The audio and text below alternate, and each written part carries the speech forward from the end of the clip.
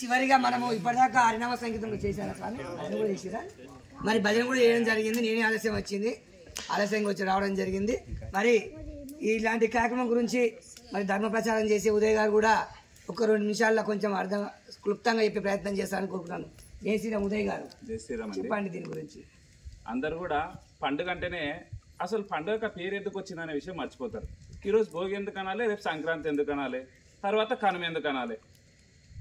భోగి అనే పండుగ ఏంటిదంటే మనం అందరం కూడా భోగాలను అనుభవిస్తుంటాం. సామాన్యులు కూడా కొంతమంది భోగాలను అనుభవిస్తుంటారు. ఎలాంటి చెడు వ్యక్తులు, దుర్మార్గ అంటే వాళ్ళు మందు దాగి భోగాలను అనుభవిస్తుంటారు. ఇంకొక మంది ఇంకో విధంగా అనుభవిస్తుంటారు. కానీ ఆధ్యాత్మిక పరంగా మానసిక, ఇంతకుముందు అయ్యగారు చెప్పినట్టు మానసిక రుగ్మతలు కానీ మనశ్శాంతి కానీ ఇటువంటి అన్నిటిని కూడా భోగాలను కూడా మనం అంటే భోగము అనేది ఏంటంటే భోగము అంటే ఆనందం అని అర్థం అనమాట. ఈ ఆనందాన్ని మనం తీసుకొని రావాలి మన అందరి లోపల కూడా. ఇప్పుడు ఏమవుతుందంటే సంక్రాంతి అంటారు. అసలు సంక్రాంతి ఏంటంటే ఇది సమ్యక్ క్రాంతి. సంక్రాంతి అంటే ఏంటంటే సమ్యక్ క్రాంతి అంటే ఒక క్రాంతి. మరి సంక్రాంతులు ఒకటే ఉన్నాయంటే ఒక సంవత్సరంలో సంక్రాంతులు 12 ఉంటాయి. ప్రతి నెలలో ఒక సంక్రాంతి వస్తుంది. కానీ ఇక్కడ దక్షిణాయనం నుంచి ఉత్తరాయణానికి మకర రాశి లోపల సూర్యుడు పయనిస్తుంటాడు కాబట్టి దీన్ని ఏమంటారంటే మకర సంక్రాంతి అన్నారు. కనుమ అంటే ఏంది మరి అంటే ఇవన్నీ కూడా పోతూ ఉంటాయి. ఇక్కడ ఉన్నటువంటి పశ్చిమ బెంగాల్లో ఉన్నటువంటి వారందరూ కూడా కార్యక్రమాన్ని ఇట్లా జరుగుతూ ఉంటుంది కాబట్టి వారు ఒక కన్నుల విందుగా మనం అందరం కూడా ఈ కార్యక్రమాన్ని చేసుకోవాలనే ఒక ఉద్దేశంతో చేసినటువంటిది కనుమ.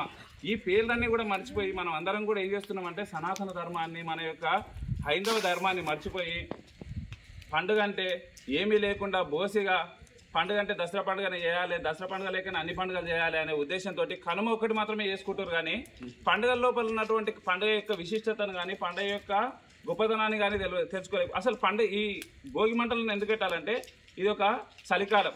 ఈ కాలం లోపల మనం అందరం కూడా ఏం చేస్తుంటే బెల్లం ముద్దలు ఇవన్నీ కూడా ప్రసాదంగా సమర్పిస్తుంటారు స్వామివారికి కూడా. ఎందుకంటే ఇప్పుడు వచ్చే కాలం లోపల ప్రతి ఒక్క ముసలోళ్ళు కానీ ఎవరు కానీ కూడా ఏమవుతుందంటే చలి ఎక్కువగా ఇక్కడ నుంచి చలి ఎక్కువ అవుతుంటుంది అనమాట.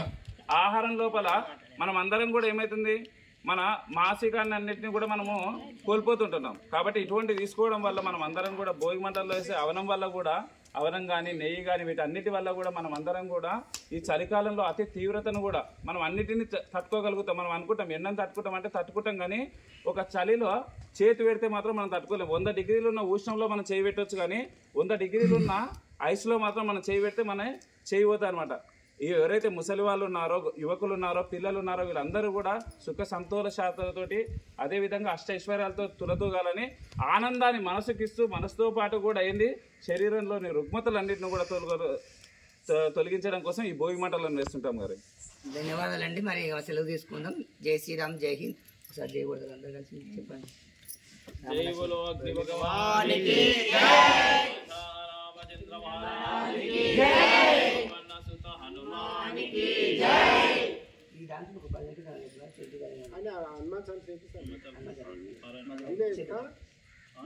చుట్టూ